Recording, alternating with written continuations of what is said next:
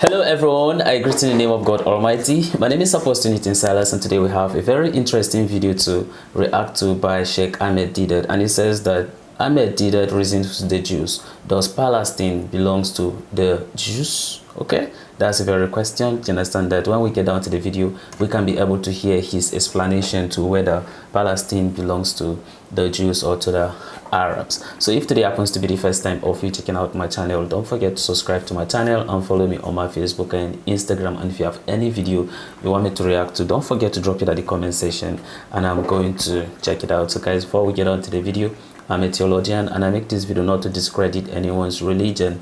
This is basically for educational purposes, and I believe that at the end of this video we all are going to learn from this. Definitely we are going to learn from this video and then hear the explanation from Sheikh Ahmed Deedat. So guys, without any further ado, let's get on to this video and check this out. Ahmed Deedat, Reasons with Jews on Arab-Israel conflict. Okay. I says, Mr. Dear, have you seen the Quran? Yeah. He says, no. I said, would you like to have a look at it? I said, Deedat, have you got an English translation? I said, yes, sir. So I said, no. He says, I don't mind. So I had this same translation by Yusuf Ali, but it was in 3 volumes. You know, the paper was a bit... That's translation of the Quran, okay. So, you know, it was very bulky, so they divided into 3 parts, 10 siparas each. So I had it in 3 parts. Same Quran, page for page same, but very much bigger and bulkier. So it was in 3 parts. So between one couple I gave one part, between the second couple I gave another part, and the last volume I gave to my boss. I said, have a look, sir. So they opened the book. It's natural, inquisitiveness. So you just open the book and start looking. Yeah. So I suggested to my boss, what I'm suggesting to you, my brothers and sisters, every night. Open the index. Look up the subject Moses. If it was a Christian, I said open the subject Jesus. Look, he's a Jew. I said open the subject Moses. So he opened Moses. Beautiful references. Then I said, look, sir, why don't you look up exactly what it has to say? You know, these are only references. So he opened somewhere, he had a look, he opened somewhere else, I'm watching them. Then he looks up to me, he says, Deedat, this book is very funny. Okay. Why did you say so? What is funny about it, sir? He said, look, Deedat, this book is speaking in our favor. See, but you people are all against us. So I said, it is true, sir. I said, you see, sir, the Egyptians, you know, set hard tasks for your people. They killed your sons and kept your daughters alive. In that was also a bitter sting. Why were they keeping your daughters alive? You knew why they were keeping them alive. And they said, hard task for you. Making bricks without straw and what not. They enslaved you. A free people that went there, they enslaved you. So, and you people were a people of God, believed in God. Those were all idol worshippers, the Egyptians. So God Almighty is telling us that the Egyptians have been unjust to your people. But today, sir, I said, you see, you have usurped our lands. He says, Deedat, how can you say that? Palestine belongs to us. Okay. So I said, how, sir? Palestine. How, sir? How does Palestine belong to you? And he knew his Bible better than many of us know our Quran. So he started quoting from the book of Genesis, chapter 17, verse 8. He says, and I will give unto thee, Allah Bari Ta'ala speaking to Hazrat Ibrahim alayhi salam. He said, I will give unto thee and to thy seed after thee, the land wherein thou art a stranger, the land wherein thou art a stranger, all the land of Canaan, that's Palestine, for an everlasting possession, and I will be the God. Means I will see to it that you are protected. God Almighty promised it to us. And this is how they have programmed the Christian world. This is the promise of God to the Jews. If they go against the Jew, they are going against God. Can't you see? Like zombies. Everybody is being led like zombies into this. So my boss, in good faith, is telling me, he said, look, Palestine belongs to us. God promised it to us. So I said, excuse me, sir. You see, the Bible gives us a test. In the book of Deuteronomy, chapter 18, verses 21 and 22, we are told that, and if thou say in thine heart, how shall we know the word which the Lord has not spoken? Suppose this was not given by God. Suppose God didn't utter those words about giving Palestine to Hazrat Ibrahim alayhi salam. How are we to know whether it was such a promise was made or it wasn't made? That the word Lord had not spoken. When a prophet speaketh, says the book of Deuteronomy, in the name of the Lord, in the name of God, if the thing follow not, if that thing doesn't happen, nor come to pass, that is the thing the Lord hath not spoken. Because wa'adallahu haqq. If Allah makes a promise, his promise is true, must come to pass. If the thing didn't happen, then that is the promise that was not made by Allah. But the prophet had spoken it presumptuously. Thou shalt not be afraid of him. Now they believe that a prophet can speak presumptuously on his own. We believe that a prophet can't do that. He's only a mouthpiece of God. Whatever Allah Bari Ta'ala puts into his heart and mind, only that he can utter, not what he feels like. But according to the Christian Bible and the Jewish Bible, the prophets can speak, shoot it off, off the cuff, anything what they like. So I said, look, this is a test. Is it a valid test? He said, of course it's a valid test. I said, let's apply it. Let us apply it to this prophecy. It's a prophecy that Ibrahim alayhi salam was going to get the whole of Palestine, Canaan, for an everlasting possession, him and his children. So I said, you see, sir, the day when Abraham died, it says in Genesis chapter 25, verses 9 and 10, and his sons, Isaac and Ishmael, buried him in a cave. Buried Hazrat Ibrahim in a cave. The field which Abraham purchased of the sons of Het. There was Abraham buried. There was Abraham buried and Sarah his wife. They were buried in the same place. What land? What he had purchased with hard cash. He got nothing for nothing. He paid for it, according to the Bible, your book. So in other words, he had nothing. And we are told that he didn't have enough land to rest his foot upon. Not 1 square foot of land he owned. What was given to him for nothing. This is what he had to buy with his sweated labor. Then in the book of Hebrews, for the Christians now, chapter 11, verse 13, these Hebrews, you know who? Again, Paul. Well, we use him. This Paul says, these all died in faith. All these prophets, were given promises. Allah, promised them the golden carrot dangled before them. He said, these all died in faith, not having received the promises. Not having received. They didn't receive it. Allah was dangling this carrot before them, like a donkey. Come, come, come. And they were being led. This is what Paul is telling us. But having seen them afar off, you see that golden carrot, donkey, far, far, you keep on going for it, they received nothing. So I said, now, is it true, sir? Is it true that they didn't receive the promises? They got nothing. He got nothing. He was supposed to get the whole of Palestine for an everlasting possession, and he didn't own, not 1 square foot of land was given to him. Is it true? So, well, his book says so. So I said, therefore, this promise could not be of God. And the battle was over. A sincere man. Wow. Allah says, minhumul mu'minuna. Wow. He was buried of the land that he bought. Okay. I hope we are learning from this. No, I can see the point. He's my boss. But I didn't want to cut short the discussion. We wanted to pursue this further. So I said, you see, Mr. Beer, I am prepared to concede that God did make such a promise. As if Palestine was my father's property. I'm prepared to give it to you, in other words. So I said, now, the prophecy is, I will give unto thee, means Abraham, and to thy seed after thee. I said, who is the seed of Abraham? She said, we, the Jews. I said, no, no doubt. You are the seed of Abraham, but are you the only seed? I says, in the book of Genesis, the first book of your Torah, no less than 12 places, Ishmael, that's how they say it. Ishmael is described as the son and seed of Abraham, no less than 12 times. And as for Ishmael thy son, and as for Ishmael thy seed, it says 12 princes shall he beget, and I will make him a great nation, because he is thy seed, no less than 12 times. So, I said, you see, sir, you are the seed of Abraham, and the Arabs are also the seed of Abraham. Why can't you both live in peace and harmony as brothers, instead of you lording it over them and kicking them out?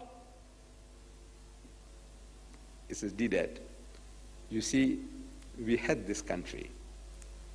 We possessed it under David and Solomon. So they are entitled to it. She said, how did you get it, sir? See, you came out of Egypt, 12 tribes, united people. Under Joshua, united people. And you go into a village, that village chieftain, they call them kings. A little fellow with 500 people or 200 people living there in the village is a little king. Like the Bantus they have, Nkosi, everywhere, little Nkosi. So they had these Palestinians, they also had the little chiefs. So they went and knocked over one king, conquered him. You are tribes, united tribes, 12 tribes against one little fellow there, and in one day they killed 30 kings. Can you imagine? They conquered 30 different countries. Can you imagine? No, what they did was one village, another village, they knocked hells into them.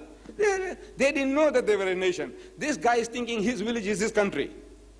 He's not thinking that, look, those guys are coming along, let us unite and defend ourselves. No, this is mine, he lost it. That guy thinks this is mine, and he lost it. And they lost 30 countries in one day.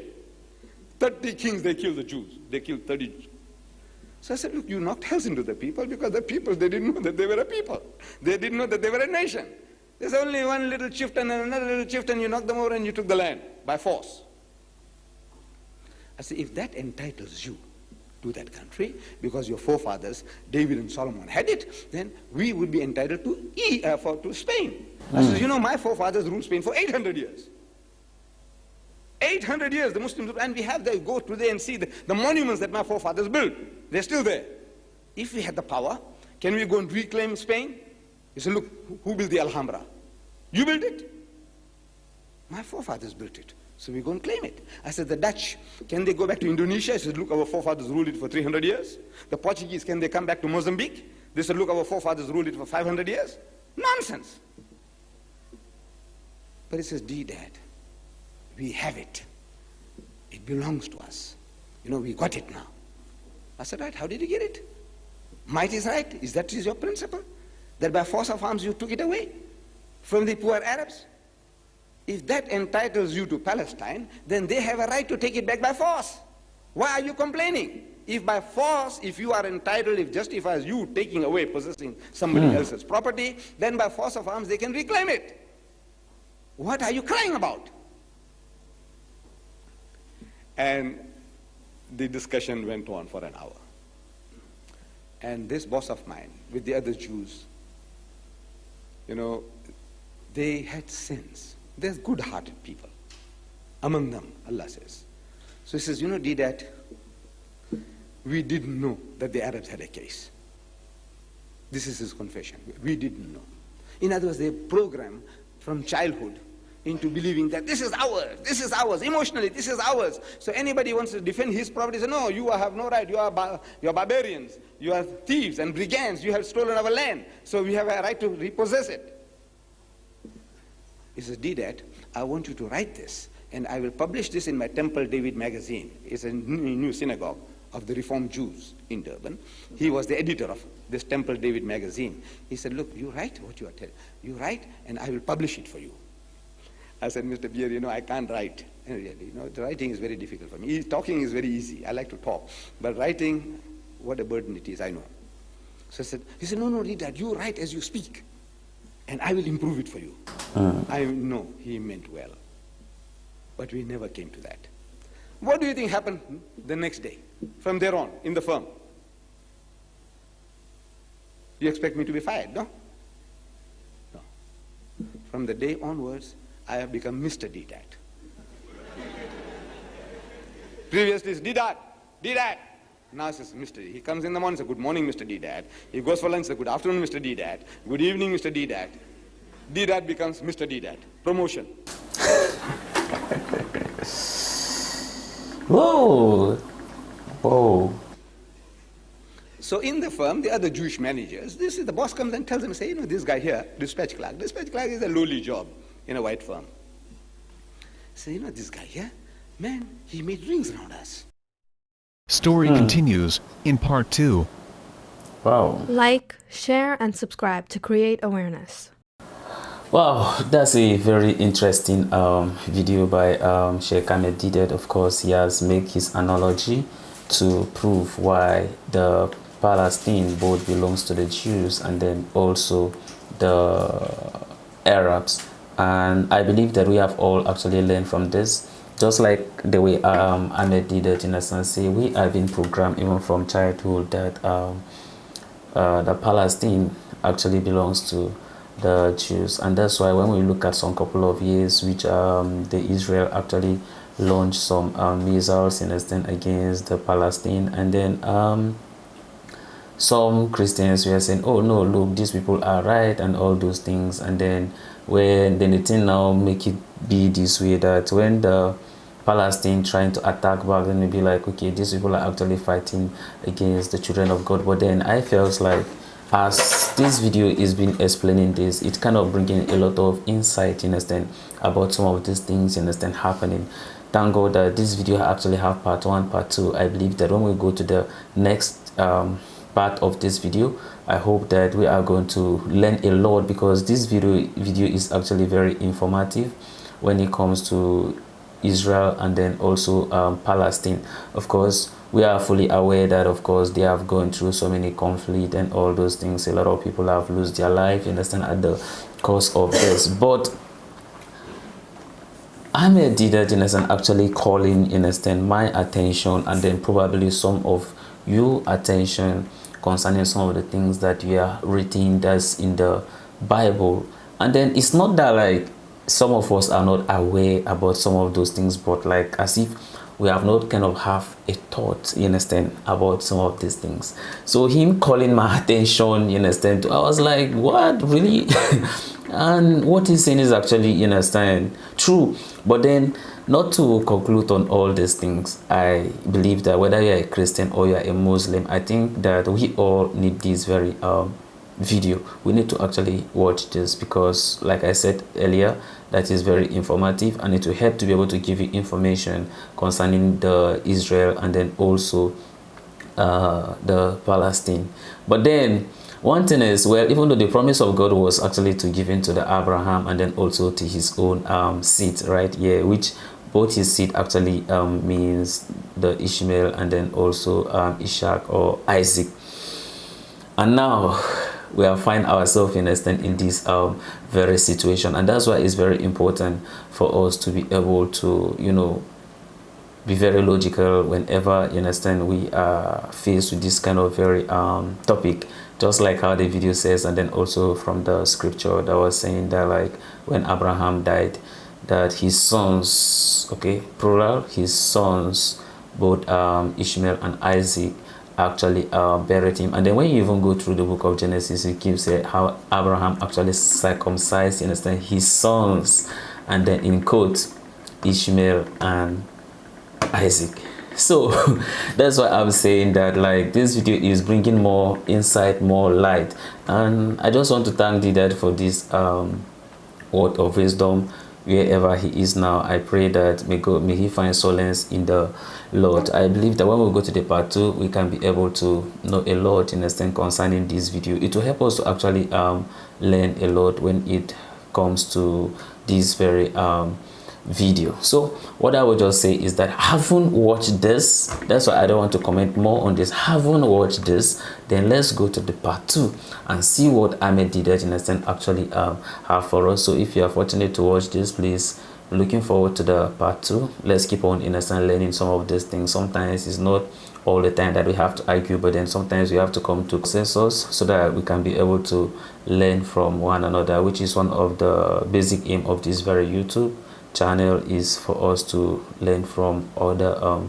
religion. So this is the end of my video. If you like my reaction, you should like, share and subscribe, and if you have any video you want me to react to, don't forget to drop it at the comment section and I'm going to check it out. So guys, you remain blessed and I see you in my next video. Bye bye.